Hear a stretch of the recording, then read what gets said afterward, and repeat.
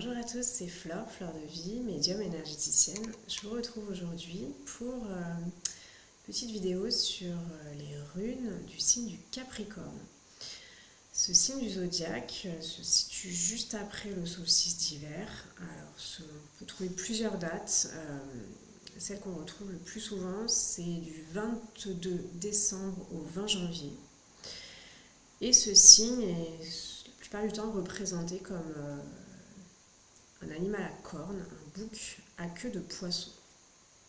C'est un signe d'élément dont l'élément est la terre, donc on est vraiment sur quelque chose de concret. C'est un animal de montagne également, donc vraiment cette idée de terre, de force. C'est un signe cardinal dont l'opposé est le signe du Cancer, donc c'est le signe complémentaire. C'est pour ça que parfois certains se posent la question entre la nouvelle lune, la pleine lune. Lorsque la nouvelle lune est en Capricorne, donc le soleil en Capricorne, la pleine lune va être en Cancer sur la période. C'est-à-dire que quand la lune est pleine, elle est à l'opposé du soleil, avec la Terre au centre. Le soleil éclaire la face visible de la lune, donc on est bien dans cette opposition entre les signes. Donc nouvelle lune en Capricorne et pleine lune en Cancer. La planète qui gouverne ce signe, c'est Saturne, et souvent associée au jour du samedi. Le Capricorne, c'est un signe de structure, d'organisation, donc c'est souvent lié aux éléments du corps, des os, la colonne vertébrale, les dents, tout ce qui va créer de la structure et de la force. C'est un signe souvent associé à la discipline, à la patience, la persévérance, et aussi teinté d'une certaine introversion qui va en fait lier à un arrêt, un dépouillement pour aller vers la sagesse, pour aller vers une certaine ambition, le sommet de la montagne, symboliquement. Par rapport aux runes, on peut retrouver cette symbolique, souvent c'est associé à Naudis. Naudis qui est là. Naudis, c'est la rune du besoin, de la nécessité.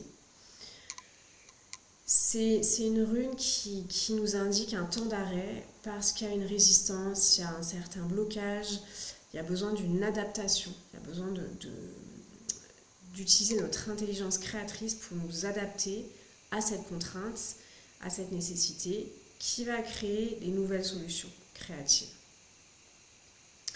Saturne, cette planète, elle est liée à Perth, tout ce qui est dévoilement, tout ce qui est dévoilement du mystère. Mais pour moi, cette rune du Capricorne, elle est davantage liée à la rune Issa. Issa, c'est la glace. C'est cette rune de l'immobilité, du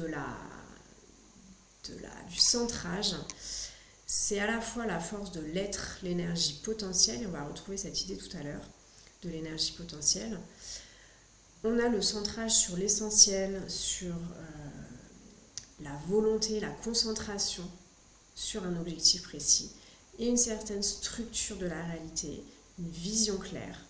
Mais ça peut aussi représenter la rigidité, l'isolement, la froideur, vraiment cette idée de glace, symbolique de la glace.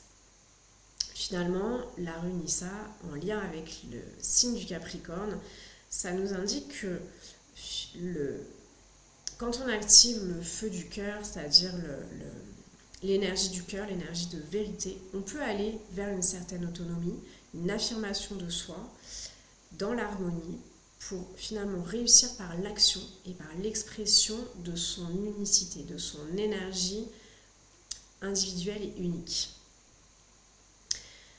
Comme je disais tout à l'heure, cette énergie potentielle, elle est aussi symbolisée par Ingwaz, la rune Ingwaz, qui est finalement aussi cette symbolique de l'hiver, de l'énergie potentielle contenue dans la graine. Ingwaz, c'est vraiment cette graine reliée qui commence à avoir des racines, qui commence à pousser.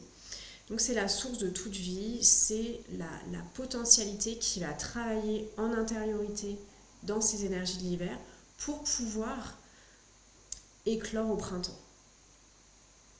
Donc tout ça, c'est c'est inhérent aussi à cette période de l'énergie du Capricorne, ce besoin de recentrage, ce besoin de stabilité pour pouvoir vraiment aller voir en soi, à la fois faire venir la créativité, l'inspiration et à la fois concentrer notre énergie pour poser une action juste, qui se fait parfois dans la lenteur, comme cette graine qui va maturer lentement pour pouvoir germer au printemps.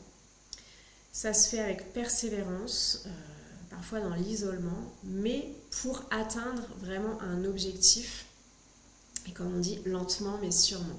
Donc, tout ça, c'est les énergies du Capricorne.